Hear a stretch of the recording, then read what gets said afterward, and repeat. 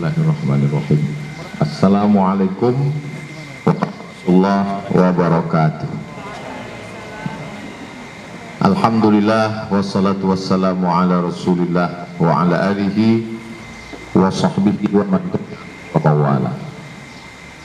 Yang sama-sama kita hormati Al-Mukarram Ustadz Qurtubi beserta seluruh majelis guru, bapak-bapak, ibu-ibu, wali murid, siswa-siswi SMP SMA Al-Azhar Sifabudi Pekanbaru 2. Insyaallah semua kita dimuliakan Allah Subhanahu wa taala.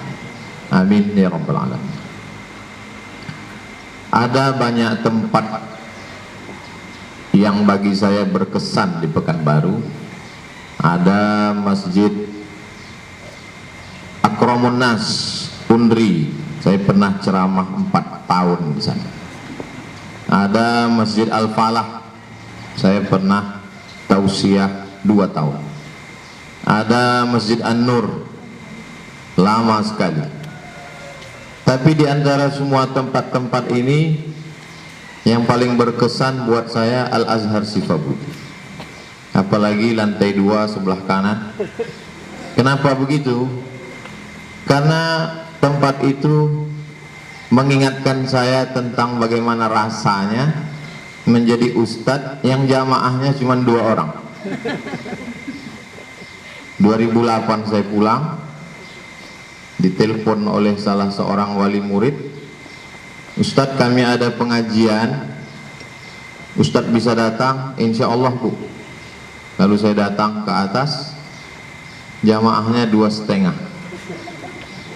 Ibu-ibu 2 orang, yang satu lagi tidur. Jadi kalau engkau Abdul Somad mau mengingat-ingat bagaimana rasanya ceramah ngajar muridnya 2 orang, datanglah ke Al-Azhar Sifabudi. Kalau di Masjid An-Nur pernah pengajian, jamaahnya sampai ke rumah sakit Undri depan, ke kampus Fakultas Kedokteran Universitas Riau, melimpah ruah. Tapi bagaimana rasanya tidak bisa kita ungkapkan dengan kata-kata, kita mesti merasakannya sendiri. Begitu juga beberapa tempat favorit saya di Pekanbaru, beberapa rumah makan. Sampai hari ini, hari Jumat, selesai sholat Jumat, saya mampir ke rumah makan itu. Saya duduk di tempat kursi itu. Kenapa mesti rumah makan itu? Kenapa mesti di kursi itu? Karena kalau saya duduk di situ, saya kembali mengulang perasaan saya bahwa emak saya hadir di situ. Karena dulu ketika dia hidup, saya bawa dia makan di situ, dan ternyata ada satu perasaan yang tak bisa diungkapkan dengan kata-kata. Ketika kita makan, duduk di situ, merasakan satu perasaan. Begitu juga mengapa Ustadz datang kemari nyetir sendiri. Kenapa Ustadz di Pekanbaru tidak pakai supir? Supaya kita merasakan bagaimana rasanya menghadapi PPKM. Bagaimana kita dibentak polisi, putar sana. Padahal kalau mau kan tinggal buka aja. Ya, saya putar untuk merasakan. Saya pergi ke bank di Jalan Arifin Ahmad, ngantri saya tegak lama. Dari mulai depan, kata security, cek berapa derajat Celcius, cuci tangan katanya. Lalu kemudian saya ngantri sampai di depan counter. Akhirnya dia lihat buku rekening saya. Ustadz Somad, kenapa nggak masuk aja langsung Ustadz? Saya senyum saja, saya tak kasih jawaban. Yang saya lakukan itu adalah saya ingin merasakan perasaan bagaimana rasanya ngantri. Karena kalau tidak saya nanti akan disambut orang, dimuliakan orang, dibentangkan karpet, dibuatkan baleho, dibuatkan umbul-umbul, disambut dengan tola al-badru alaina. Kalau begitu terus, nanti lama-lama saya bisa jadi Fir'aun. Lupa. Maka untuk mengingat-ingat itu tidak bisa dengan ceramah. Untuk mengingat-ingatkan diri kita itu tidak bisa dengan tausiah, tapi mesti dirasakan langsung. Karena perasaan itu tidak bisa didefinisikan dengan kata-kata. Kata-kata selalu terlalu miskin untuk mengungkapkan rasa. Karena rasaku bukan rasamu. Bisa untuk buat update status. Ustadz kan hari ini diminta kata sambutan program S3D. Lalu kenapa Ustadz jadi curhat? Sebetulnya yang digagas oleh Al-Azhar Sifabudi ini adalah ingin agar anak-anak kita ini pandai merasa, bukan merasa pandai. Pandai dia merasakan perasaan. Bagaimana rasanya? Makanya dibuatlah program. Anak-anak kita ini tidak hanya diceritakan bantulah fakir miskin, tolonglah orang duafa, tidak begitu. Mereka tidak diceramahi. Mereka dibawa ke rumah saudara kita duafa, kemudian berdialog dan tinggal di sana selama seminggu apa sebulan, supaya nanti setelah pulang rasa syukurnya lebih. Beruntung bertuah bapak-bapak, ibu-ibu yang anaknya sekolah di Al-Azhar Sifabudi, karena mereka dididik bukan dengan definisi kata, istilah, terminologi, etimologi, terminologi, tapi mereka diajarkan langsung pandai merasa. Insya Allah setelah anak-anak ini menjalani program S3D, mereka makin sayang uang jajannya, insya Allah. Kenapa? Nanti mereka akan berdialog, bahkan sudah berdialog. Bapak pendapatannya, ibu sebulan berapa? 400.000. Anaknya berapa? 3. Rumahnya ngontrak. Mereka berpikir, uang jajan kami 500.000 itu untuk pagi, siang lain lagi, malam lain lagi. Ini 400.000 sebulan ngontrak rumah, anak, uang sekolah. Mereka akan sayang. Banyak orang dalam hatinya mungkin dia tidak komen, takut, segan, tapi dalam hatinya dia komen, kenapalah sendal Ustadz ini warna hijau? Apa karena supaya sejalan dengan baju komando? Sendal ini saya ceramah, sendal saya hilang. Kalau ada jamaah yang sendalnya hilang, jangan bersedih, berarti sendal itu sudah masuk surga duluan sebelum orangnya masuk. Yang kita sedihkan sampai di akhirat sendalnya masuk surga, orangnya masuk neraka. Nauzubillah. Lalu digantilah sendal oleh Ustadz Luqmanul Hakim dari Pontianak. Inilah asbabun nuzul sendal hijau. Sampai hari ini saya tidak beli sendal baru. Kenapa? Karena pergi saya ke mall, saya tidak sebut nama mallnya, khawatir dia dapat iklan gratis. Sampai di mall itu saya lihat harga sendal 500.000, 1 juta, 2 juta, 2 juta setengah. Saya keluarkan dompet, mau saya beli yang 2 juta setengah. Kenapa Ustaz tidak beli yang 500? Masa profesor doktor pakai sendal 500? Tapi begitu saya mau bayar, dalam hati saya tidak ada ceramah, tidak ada hadis, tidak ada ayat, hanya rasa aja dalam hati. Sampai hati kau somat pakai sendal 2 juta setengah, anak yatim tak makan, fakir miskin tak bayar uang sekolah.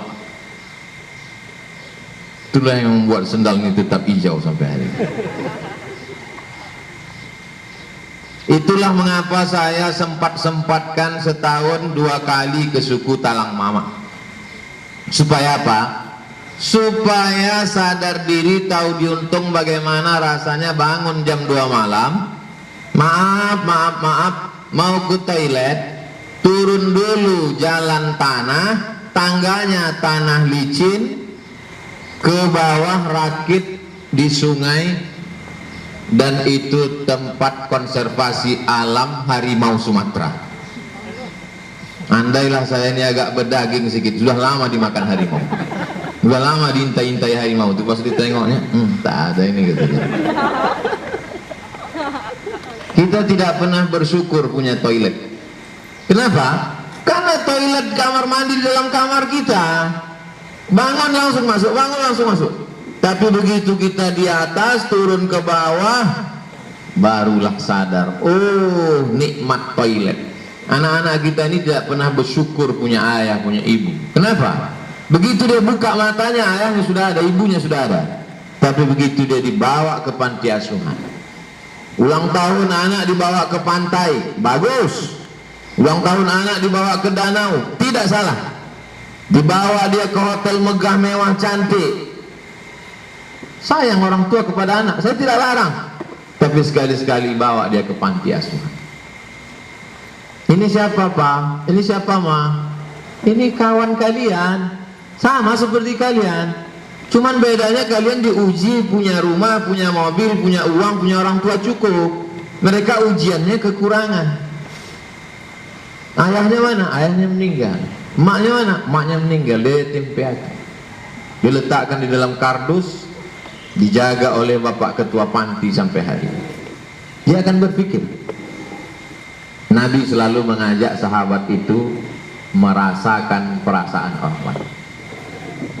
Nabi ada kalanya dia tidak menjawab pertanyaan, tapi dia mengajak sahabat untuk berpikir, menjawab pertanyaan itu. Ya Rasulullah, aku mau berzina, kata sahabat. Sahabat yang lain sudah mencabut pedangnya, pancung kepalanya, lancang dia, kasar dia. Kata Nabi, tidak, tenang. Bagaimana kalau orang bagaimana kalau orang berzina dengan adiknya? Bagaimana kalau orang berzina dengan anaknya? Bagaimana kalau orang berzina dengan istrimu? Bagaimana kalau orang berzina dengan emak kandungmu? Nabi tidak menjawab. Nabi mengajak dia berpikir dan merasa. Itulah yang sedang diasah di Al-Azhar Sifabudi. Lalu hebohlah masyarakat dengan itu. Azhar Sifabudi tidak heboh dengan itu. Yang dia hebohkan bagaimana menyenangkan anak yatim. Tadi di ruang guru kata Ustaz Qurtubi, nanti 10 Muharram, hari anak yatim, kita akan bawa anak yatim ke hotel, kita bawa ke mall, makan enak. Langsung ditanya Ustaz Jamal, batasan umurnya berapa? Soalnya kami anak yatim. Saya yatim piatu lagi. Yang memberikan batasan umurnya adalah Nabi. La yutma ba'dal ihtilam. Hadis Abu Daud, riwayat Imam Abu Daud, HR Abu Daud. Tidak lagi disebut yatim setelah dia mimpi akil balik. Dengan demikian maka tereliminasilah kami, saya, Ustadz Jamal dan Ustadz Tano. Ini saya sampaikan supaya kita jangan terlalu banyak berharap, Ustaz. Karena puncak penderitaan adalah pengharapan yang terlalu besar.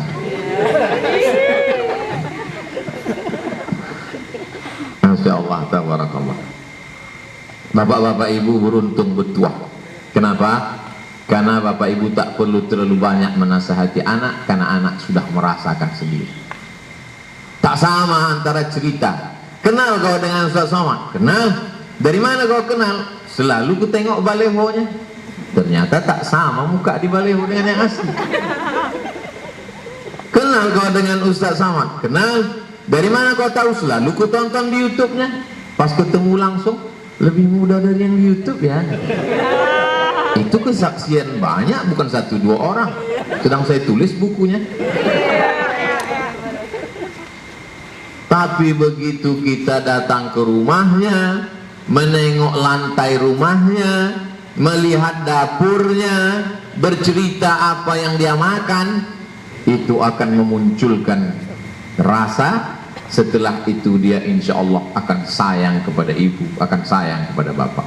Kalau tak percaya, daftarkanlah anak Anda segera ke Al-Azhar Sifabudi sebelum tanggal penutupan berikut ini. Itu tidak ada pesan dari siapapun, hanya saya aja.